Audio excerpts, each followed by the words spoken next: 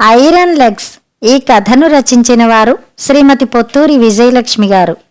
ఈ కథ ఆదివారం ఆంధ్రభూమిలో జనవరి 23, 2011లో ప్రచురితమైంది. పేరుకి సూర్యప్రకాశే గాని మొహంలో కళాకాంతి లేదు. అందుకు కారణం లేకపోలేదు. ఆయనతోనే పనిచేసి ఆయనతోనే రిటైర్ అయిన 2 మిత్రులు ఇంటికొచ్చారు.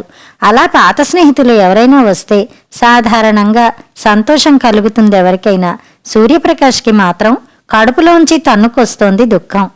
వచ్చిన వాళ్ళిద్దరూ ఊరికే ఉండక 6 ఏళ్ల కిందట రిటైర్ అవగానే వచ్చిన డబ్బుతో కొనుక్కున్న ఇళ్ల ధరలు ఇప్పుడెలా పెరిగిపోయి వాళ్ళు కోటీశ్వర్లైపోయారో చెప్తూ ఉంటే సూర్యప్రకాష్ భార్య సుజాత, ఏమిటో మీకున్నపాటి తెలివితేటలు మా ఆయనకుంటే మాకు స్వంత ఇల్లుండేది అని వాపోతోంది.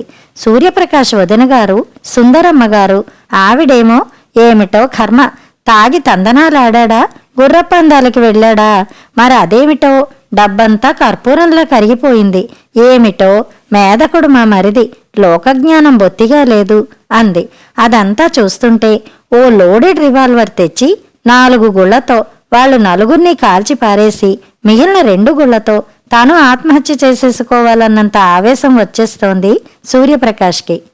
అన్నీ బావుంటే అందరిలా తాను స్వంత ఇల్లు కట్టుకుని వెలిగిపోతూ ఉండేవాడే. మరి అదేం కర్మమో, పరిస్థితులు అలా వచ్చాయి. ఏది ఏమైనా నాది బొత్తిగా ఐరన్ లెగ్ అనుకున్నాడు దీనంగా. ఆయన అలా అనుకోవడానికి పాపం చాలా కారణాలున్నాయి. బోలెడంత ఫ్లాష్ బ్యాక్ ఉంది. సూర్యప్రకాష్ మామగారికి 5గురు ఆడపిల్లలు. అందరిలోకి పెద్దావిడే సుందరమ్మ, ఆఖరిది సుజాత. ఈ ఆఖరి చెల్లెలంటే ఆ అక్కగారికి చాలా ముద్దు. సుజాతకి కూడా పెద్దక్కయ్య అంటే 6వ ప్రాణం. సుజాతకే కాదు, మిగిలిన 3గురికి అక్కయ్య అంటే చాలా సాఫ్ట్ కార్నర్. ఆవిడ మీద ఈగ వాలనివ్వరు. దానికి కారణం ఏమిటయ్యా అంటే, పెళ్ళైన 2 ఏళ్లకే ఆవిడ మొగుడు కాశీకి పోయి మళ్లీ తిరిగి రాలేదుట. అదేదో రావు బహదూర్ బిరుదులాగా ఆవిడ గర్వపడుతుంది. మా అక్కయ్యను మొగుడు వదిలేశాడని చెల్లెళ్ళు తెగ పొగిడేస్తుంటారు. మిగిలిన అల్లుళ్ళందర్నీ మీ మొహం, ఆయన ముందు మీరెంత అని చిన్నచూపు చూస్తారు. ఆవిడ పుట్టింట్లోనే ఉండేది. తల్లిదండ్రులు కాలధర్మం చెందాక చెల్లెళ్ల దగ్గర ఉంటోంది. మిగిలిన వాళ్ళ దగ్గర ఏదో మొక్కుబడిగా ఓ నెల రోజులున్నా ఎక్కువ కాలం సుజాత దగ్గరే ఉంటుంది. పెద్దావిడ ఏ అండా లేనిది పెద్ద దిక్కుగా ఇంట్లో ఉంటే సూర్యప్రకాష్కి ఏమీ అభ్యంతరం లేదు. కాకపోతే రోజుకోసారైనా నా మొగుడు చాలా గొప్పవాడు, నువ్వు ఉత్త సన్నాసివి అని కాశీ వెళ్ళి అదే పోతపోయిన భర్తతో సంసార భారం మోస్తూ తన బాధ్యత సక్రమంగా నిర్వర్తిస్తున్న తన్ని పోలుస్తూ తీసిపారేయడం మాత్రం నచ్చటం లేదు. రిటైర్ అయ్యాక మరీ ఎక్కువైపోతోంది ఇంట్లోని పోరు. రిటైర్ అవగానే అందరిలాగే తను ఓ ఇల్లు కొనుక్కుందామనుకున్నాడు. వాళ్ళకి 2 కూతుళ్ళు, 2 ఇంజనీర్లే. చదువు అవగానే 2కి ఉద్యోగాలు వచ్చేశాయి. ఇంటి కోసం ప్రయత్నం ప్రారంభించబోతుంటే పెద్ద పిల్ల తనెవర్నో ఇష్టపడుతున్నానంటూ పెళ్లి కబురు చల్లగా చెప్పింది. పిల్ల ఇష్టపడిన సంబంధం అన్ని విధాలా వీళ్ళకు అనుకూలంగా ఉండడంతో ఇల్లు కొనే పని వాయిదా వేసి పిల్ల పెళ్లి చేశారు. ఆ పిల్ల అమెరికా వెళ్ళిపోయింది పతి సమేతంగా. మళ్లీ ఇల్లు అనుకుంటే అవతల పిల్ల కడుపుతో ఉందని తెలిసింది. మరి అమెరికా ప్రయాణం, ఆ హడావిడి ఓ ఏణ్ణర్థం గడిచిపోయింది. రాగానే ఇల్లు కడదాం అనుకున్నారు. అంతలోనే చిన్న కూతురికి మంచి సంబంధం వచ్చింది. ఆ హడావిడిలో పడిపోయారు. పెళ్లి చేసుకుని ఆ పిల్ల కూడా పతి సమేతంగా అమెరికా వెళ్ళిపోయింది. అదిగో సరిగ్గా ఆ సమయంలోనే సుజాత కుడి మోకాలు నొప్పి ప్రారంభమైంది. ముందు ఏదో పెయిన్ కిల్లర్లు వేసుకుని కాలక్షేపం చేసి తగ్గకపోయేసరికి డాక్టర్ దగ్గరికి వెళ్లారు. మోకాళ్ళు నొప్పులు అనగానే ఎగాదిగా చూసి, మీరు అర్జెంటుగా బరువు తగ్గాలి అన్నాడా డాక్టర్. ఈ మధ్యన ఏ కంప్లైంట్తో డాక్టర్ దగ్గరికి వెళ్ళినా ముందు బరువు తగ్గమంటారు. బరువు తగ్గడం అంటే మాటలా? బ్రహ్మ ప్రళయం. మీ హైట్కి మీరు 20 కిలోలు బరువు తగ్గాలి అని వాళ్ళు అలవోకగా చెప్పేస్తారు. చచ్చి సతమతం అయినా ఓ కిలో బరువు తగ్గితే గొప్ప. మరి అలాంటిది కిలోలు ఎలా తగ్గుతారు? అప్పటికే ఆశ చావక ఎన్నో ప్రయత్నాలు చేసింది సుజాత. కానీ ఏమాత్రం ప్రయోజనం కనిపించలేదు. ఈలోగా మరో శుభవార్త. 2వ పిల్ల నీళ్లోసుకుంది. మళ్ళీ అమెరికా ప్రయాణం. ఈ కాళ్ళనొప్పులతో ఎలా వెళ్తాం అని భయపడింది సుజాత. ఏం పర్వాలేదు, నేనుంటానుగా. నువ్వు పసివాడిని ఎత్తుకుని కూర్చుంటే పనులన్నీ నేను చేసి పెడతా అక్కడికెళ్తే స్వచ్ఛమైన నీరు గాలి, నీ కాళ్ళ నొప్పులు తగ్గిపోతాయి అని ధైర్యం చెప్పాడు సూర్యప్రకాష్.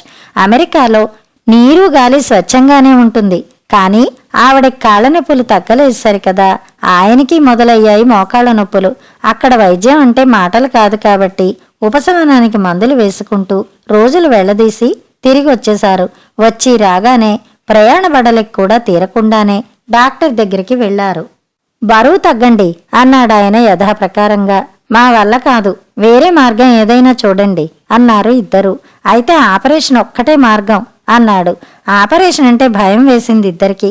ఆపరేషన్ లేకుండా మోకాలు నొప్పి తగ్గించబడును అని బోలెడు ప్రకటనలు కనిపించేసరికి ఆ ప్రయత్నాలు మొదలుపెట్టారు. కేరళ వైద్యం, ఆయుర్వేదం, హోమియోపతి అన్నీ ప్రయోగించి చూశారు. ఈలోగా మూలిగే నక్క మీద తాటికాయ పడ్డట్టు సుందరమ్మ గారికి మోకాళ్ళ నొప్పులు ఆరంభమయ్యాయి.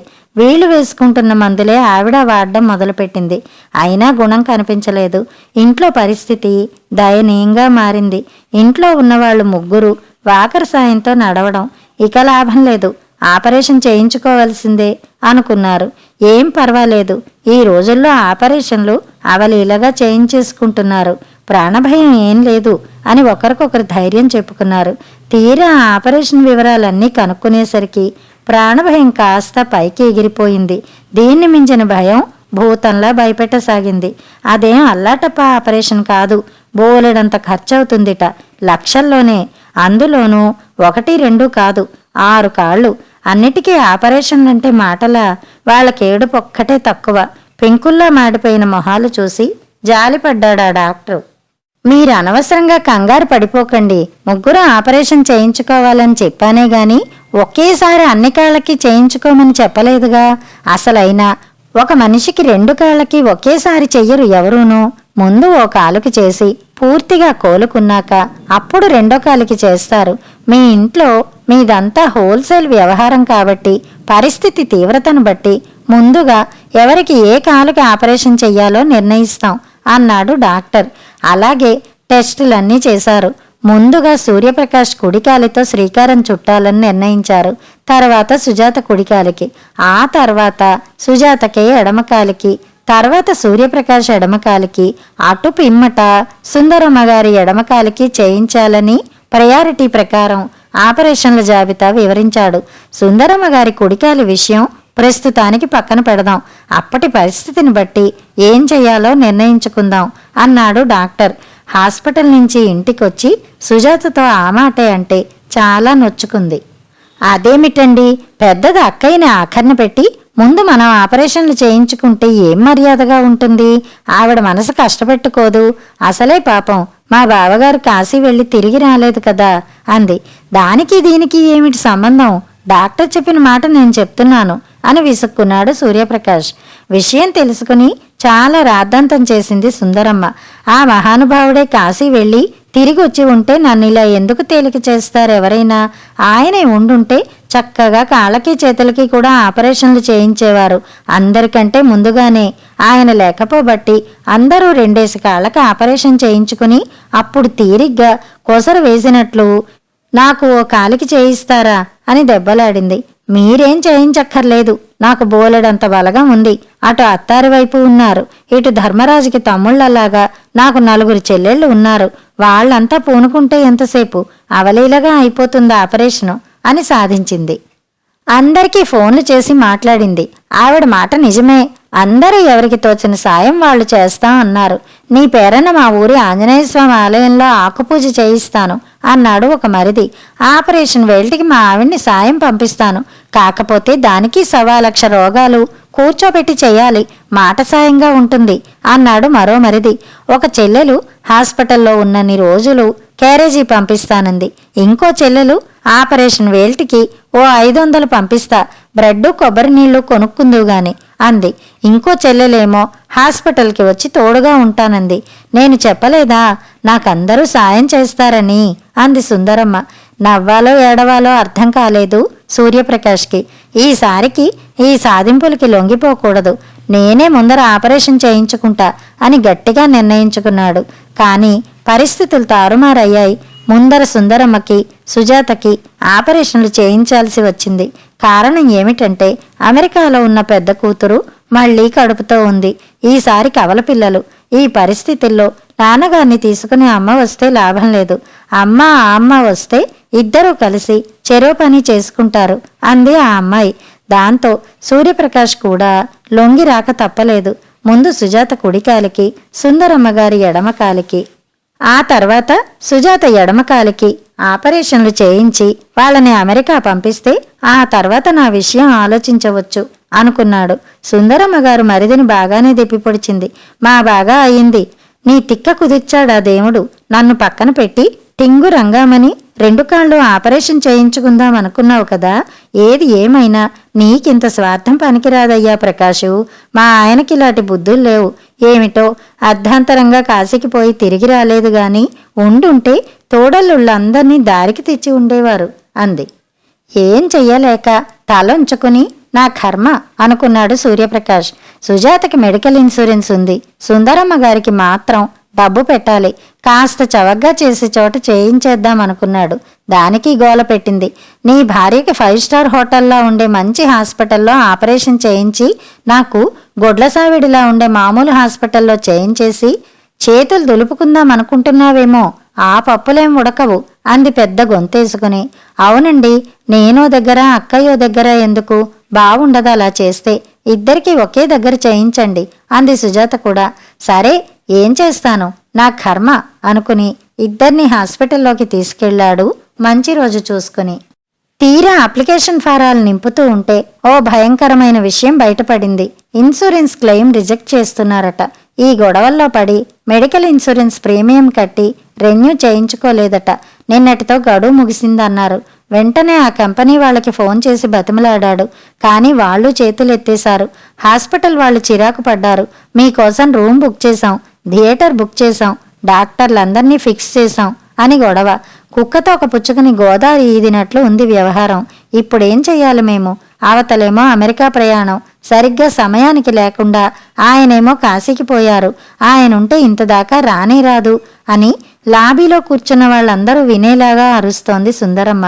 విసుగేసింది సూర్యప్రకాష్కి. ఏం చేస్తాను, నా కర్మ అనుకుని ఇద్దరికీ డబ్బులు కట్టి ఆపరేషన్లు చేయించేశాడు. వాళ్ళు కాస్త కోలుకొని అమెరికా వెళ్ళిపోయారు. భార్యని వదినగారిని విమానం ఎక్కించి పరిస్థితి విషమించడంతో తను ఆపరేషన్ చేయించుకున్నాడు. ఇంట్లో ఆడదిక్కు లేదు కాబట్టి వారాల కుర్రాడిలా బంధువులిళ్లల్లో ఒక్కో వారం చొప్పున ఉంటూ కాలక్షేపం చేసేశాడు.